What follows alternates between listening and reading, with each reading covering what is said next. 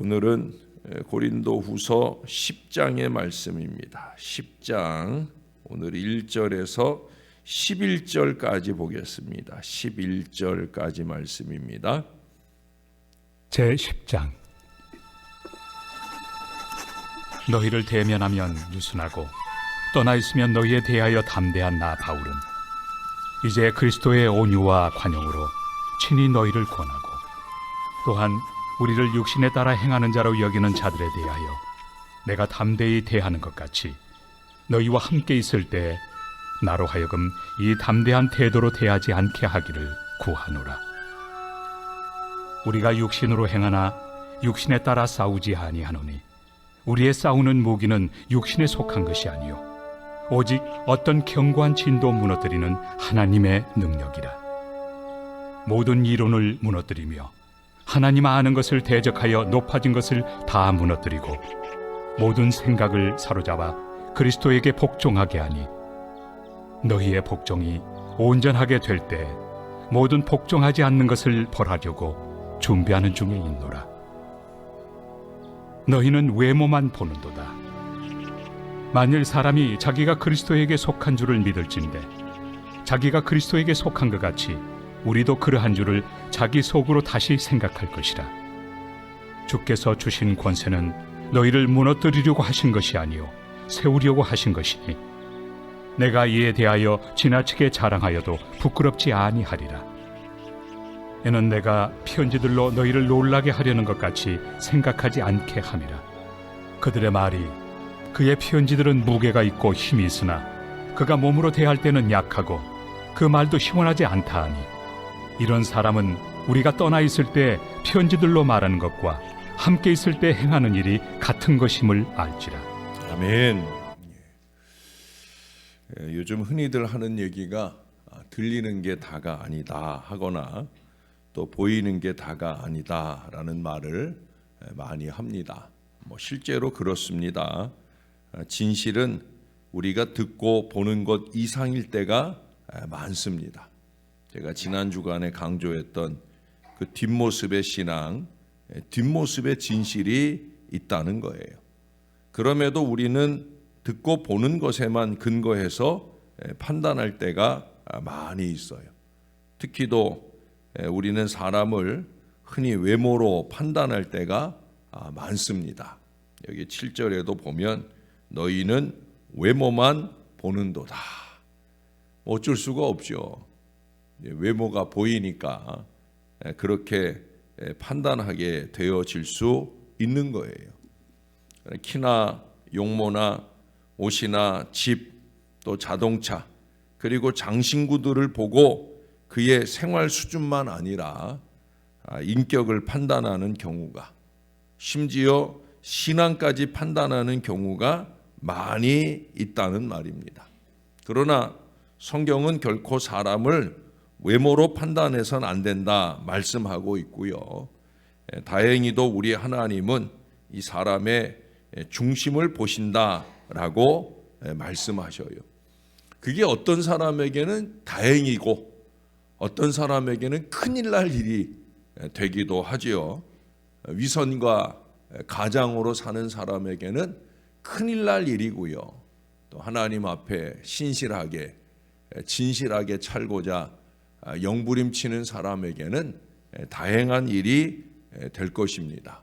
우리는 후자의 사람이 되어야 합니다. 자, 그렇다고 하면 우리가 사람을 판단할 때 어떻게 판단해야 될까? 또한 우리의 어떤 모습을 갖춘 신앙생활을 과연 해야 할까 하는 거예요. 첫째로 외모를 보지 말고 마음을 보고 판단해야 될 것입니다. 물론 마음 들여다보기가 쉽지 않고 또 위선과 신용으로 치장하고 있으면 이걸 제대로 보기가 어려운 거예요. 그런 점에서 상대방의 마음보다 먼저 내 마음을 지킬 수 있어야 됩니다. 제가 자주 얘기하는 것처럼 신실하게 진실하게 이 마음을 지켜야 돼요. 또한 우리가 겸손과 온유로 우리 예수님의 마음을 품고 지킴으로 죄악의 물결이 우리를 침범하지 못하게 할 수 있어야 할 것입니다. 그리고 사람을 외모로 보지 말고 예수님의 마음을 품고 맑고 깨끗한 영으로 그 마음의 중심을 들여다 보아야 할 것입니다. 물론 그 중심을 들여다보기 때문에 오히려 더 실망스러울 때가 많이 있는 건 맞습니다. 또 마음 들여다보는 게 쉽지 않잖아요. 내가 좋은 마음으로 보고 대해도 상대방은 악의와 악독으로 대하는 경우도 또한 많이 있습니다. 그러나 나는 내 할 일, 내 마음을 지켜내는 것, 그것이 우선이고 그것이 중요할 거예요. 간절한 내 마음, 하나님을 향해서나 사람을 향해서나 또 내가 하나님 앞에 행하는 모든 일에 있어서 간절한 내 마음을 지켜내는 이 신앙이 필요하다는 거예요. 두 번째는 겉사람의 의복보다 속사람의 세마포를 보고 판단할 수 있어야 됩니다. 특히도 스스로에게 겉모양이 아니라 내면의 거룩함을 지켜내기를 촉구할 수 있어야 된다는, 다른 사람들로 이래라 저래라 하는 것보다 먼저 내 자신의 이 속사람을 아름답게 갖고 가야 된다는 거예요. 우리 육신의 수명은 잠깐이지만 영혼은 영원합니다. 그러므로 우리 영혼을 잘 가꾸어 희고 깨끗한 세마포를 입는 그런 성도들이 될 수 있어야 됩니다. 이러한 세마포는 성도들의 옳은 행실임을 말씀합니다. 우리가 일주일 동안의 삶을 엉망으로 살았다면 우리의 세마포는 얼룩지고 찢어지고 상했을 거예요. 사랑하는 여러분, 제가 늘 자주 말하지만 언제 주님께서 오실지 몰라요. 아니, 곧 오십니다.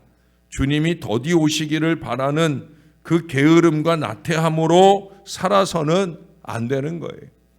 그 이상 더러운 죄악에 빠져 살아서는 더더욱더 안 되는 거예요. 냄새나고 더러운 옷을 빨지도 않고 계속 입을 수는 없습니다. 아무리 비싼 명품 옷이라도 이게 더러워지면 세탁을 해야 되잖아요. 우리 영도 더욱더 그렇습니다. 우리 예수님 곧 오실 것이기에 이 세마포 거룩한 옷을 입고 기다릴 수 있어야 됩니다. 그래서 우리 하나님께서 회개라고 하는 이 세탁 과정을 우리에게 주셨어요. 여러분, 자주 빨래해야 합니다. 우리의 영혼을 자주 빨아야 돼요. 회개라고 하는 이 세탁 과정을 주의 보혈이라고 하는 세제로 통해서 자주 가져야 된다는 거예요. 우리는 주님의 보혈로 항상 다시 씻음을 받아 모든 일에 절제하고 깨어 있어서 옳은 행실로 우리 주님 오시는 날에 깨끗한 세마포를 입고 어린 양의 혼인잔치에 참여하는 그런 사람들이 될 수 있어야 됩니다. 내 세마포를 거룩하게 지켜내는 것, 그게 우선이에요. 내 옷은 더러운데 남의 옷에 뭐가 묻었다고 그럴 상황이 아니라는 거예요. 내 옷을 먼저 깨끗하게, 영혼의 옷을 먼저 깨끗하게 지켜내는 저와 여러분들의 신앙적인 삶이 되어야 할 것입니다. 세 번째로 꼽을 수 있는 것은 돈으로 판단하지 말고 믿음으로 판단해야 됩니다. 오늘날 교회가 또 목사가 이 돈을 보고 사람을 대하는 경우가 많아요. 좀 부자 같은 사람들이 오면 잘해주고 그렇지 못하면 함부로 대하고 이런 경우들이 많이 있어요. 여러분, 우리가 사람을 평가할 때 얼마나 오래 살았는가를 보지 않고 어떻게 살았는가를 보잖아요. 저는 얼마나 오래 신앙했느냐 하는 것보다 어떻게 신앙 생활을 하고 있느냐라는 걸 봅니다. 과거에 아무리 어떻다, 저에겐 그게 중요하지 않아요.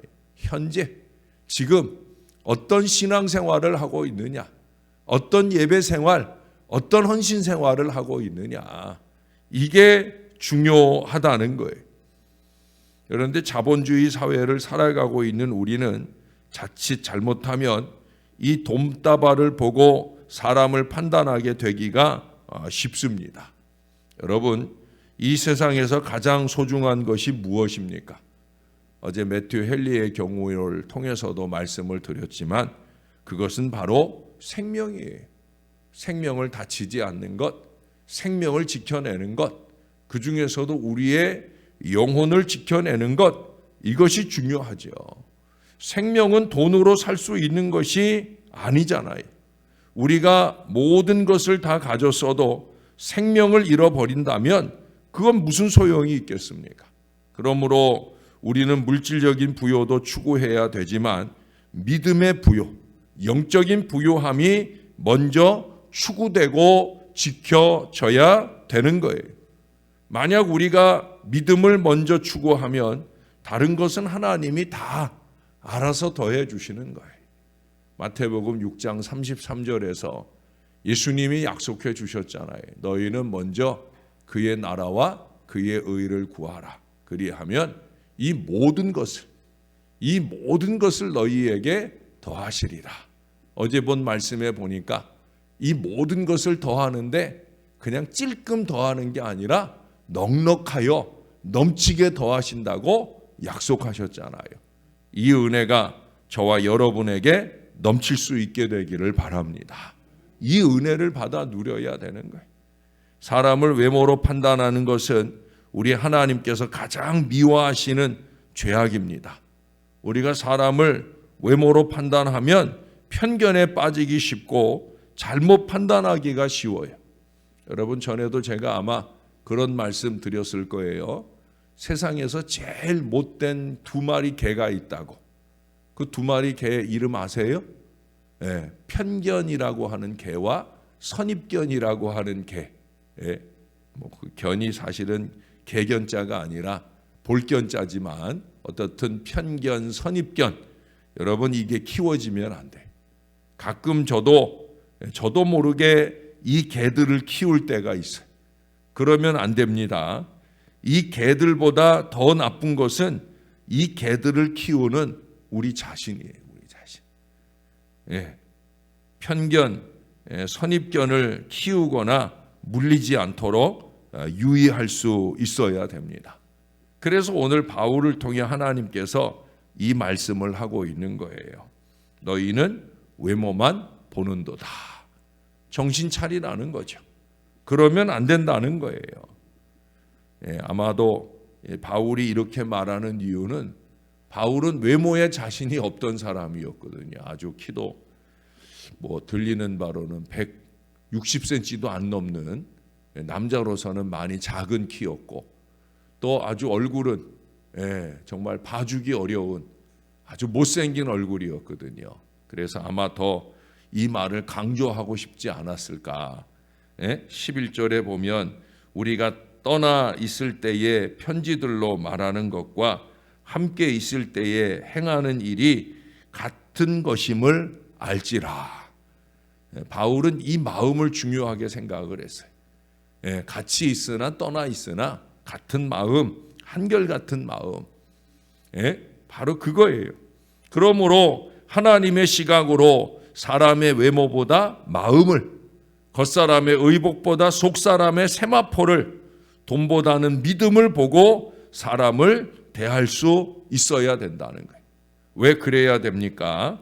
8절에 보세요. 주께서 주신 권세는 너희를 무너뜨리려고 하신 것이 아니요 세우려고 하신 것이다. 할렐루야. 여러분을 위한 저의 목회의 목표도 세우려는 거예요. 세우려는 거. 우리 하나님 앞에 잘 세우되 신령하고 든든한 믿음으로 세우려는 거예요. 이것을 잊지 말아 주시길 바래. 또한 무너지게 할 악한 마음을 제하고 세우려는 노력에 힘써 주시기를 바랍니다. 목회를 세우고 영혼을 세우고 예배를 세우고 교회를 든든히 세우는 신앙, 이 신앙생활을 해야 돼. 흔들지 못해서 안달이 나고 무너뜨리지 못해서 안달이 나고 그건 신앙 아니잖아요. 그렇잖아요. 그건 누가 봐도 신앙 아니죠.